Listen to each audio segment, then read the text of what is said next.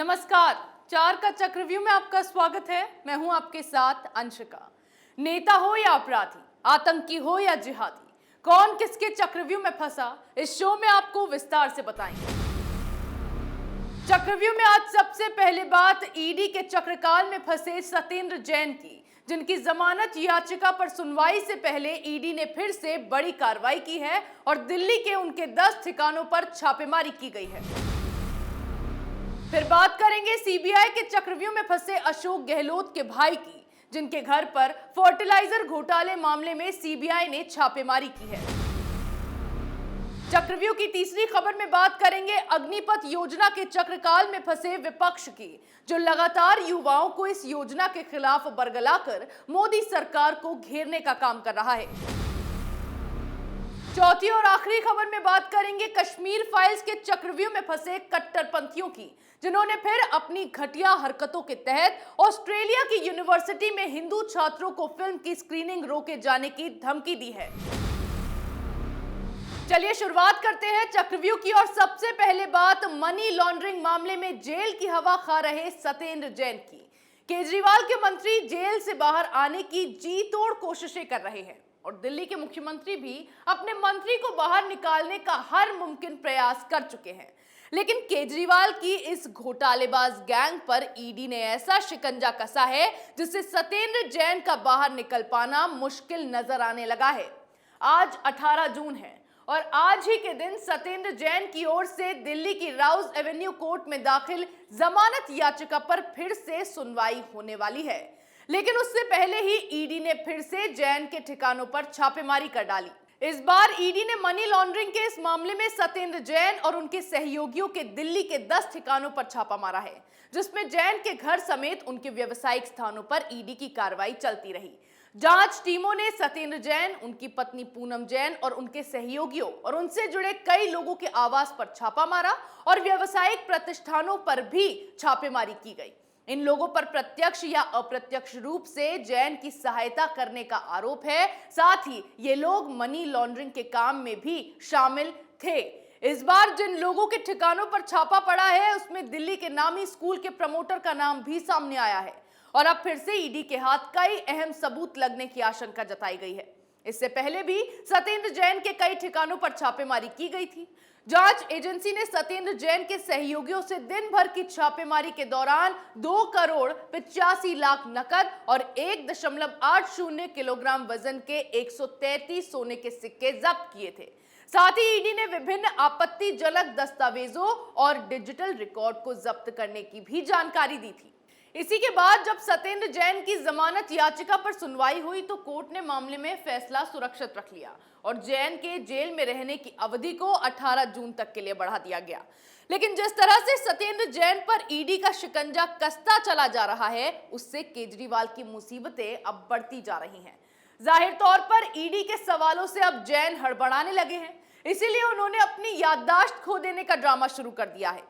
लेकिन प्रवर्तन निदेशालय के हाथ इस बार भी जैन के खिलाफ कई अहम सबूत लगे हैं, जिससे उनकी और केजरीवाल की मुश्किलें बढ़ने वाली हैं। ऐसे में इस बार याददाश्त का बहाना भी लगता है जैन को बचा नहीं पाएगा, जिससे लंबे समय तक जैन का जेल में रहना भी अब पक्का होता दिखाई दे रहा है। सत्येंद्र जैन को जेल में रखने की ही ईडी ने पूरी तैयारी कर ली है, तो यहां राजस्थान के मुख्यमंत्री अशोक गहलोत के भाई अग्रसेन गहलोत पर सीबीआई ने शिकंजा कस लिया है। सीबीआई ने फर्टिलाइजर घोटाला मामले में अग्रसेन गहलोत के जोधपुर के घर में छापेमारी की है। अग्रसेन गहलोत पर आरोप है कि 2007 से 2009 में यूपीए शासनकाल के दौरान उन्होंने सब्सिडी वाले फर्टिलाइजर का एक्सपोर्ट किया था। गहलोत के भाई ईडी पर उन पर ईडी का भी शिकंजा कसा जा चुका है। साथ ही कस्टम विभाग ने अग्रसेन की कंपनी पर करीब 5.46 करोड़ रुपए की पेनल्टी भी लगाई थी। पूरा मामला क्या है वो भी समझ लेते हैं। साल 2020 में ईडी ने फर्टिलाइजर घोटाले में अशोक गहलोत के भाई के ठिकानों पर छापा मारा था। इस दौरान राजस्थान में 6 स्थानों पर छापे मारे गए थे, जिनमें जोधपुर भी शामिल था।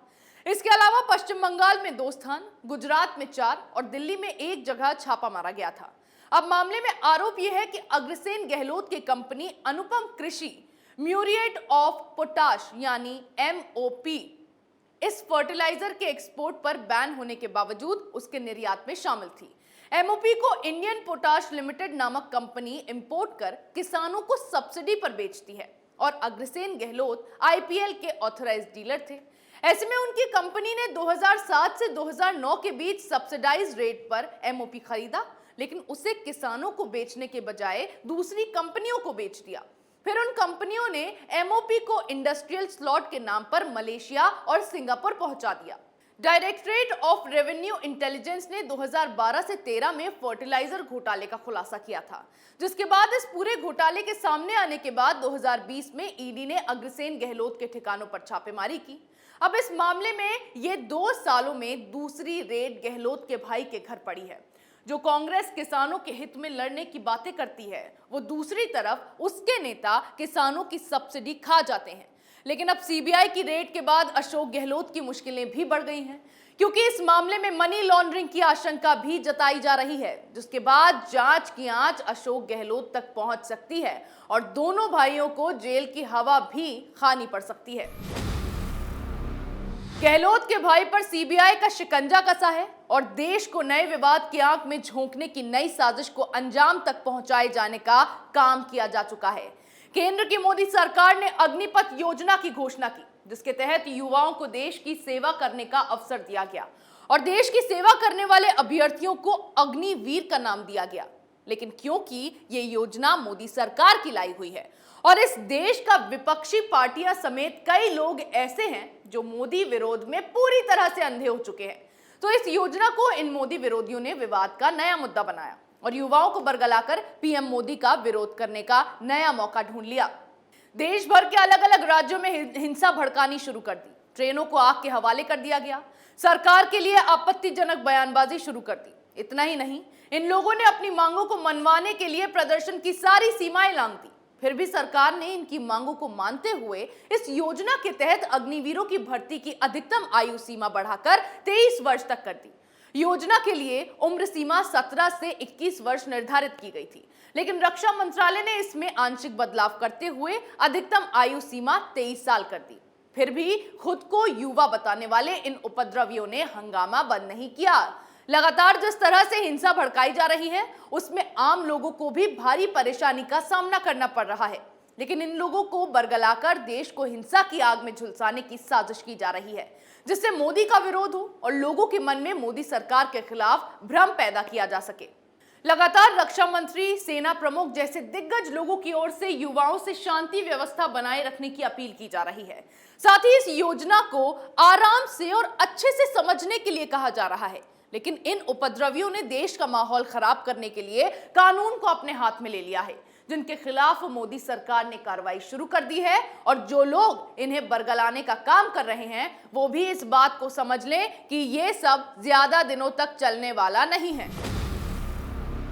यहाँ केंद्र सरकार की अग्निपथ योजना के खिलाफ भ्रम फैलाया जा रहा है, वहां अब विदेशी स्तर पर कट्टरपंथियों ने विवेक अग्निहोत्री की फिल्म द कश्मीर फाइल्स के खिलाफ प्रोपेगेंडा चलाना शुरू कर दिया है। हिंदू होने की वजह से ऑस्ट्रेलिया की एनएसडब्ल्यू यूनिवर्सिटी में भारतीय छात्रों को प्रताड़ित करने की घटना सामने आई है। पूरे मामले में यूनिवर्सिटी की हिंदू सोसाइटी के सदस्यों ने कश्मीरी हिंदुओं के काले सच पर बनी फिल्म द कश्मीर फाइल्स की स्क्रीनिंग का आयोजन किया था, लेकिन इसके खिलाफ इसी यूनिवर्सिटी के मुस्लिम स्टूडेंट एसोसिएशन के छात्रों ने हिंदुओं को धमकाना शुरू कर दिया, जिसके बाद से ही हिंदू छात्रों को लगातार परेशान किया जा रहा है।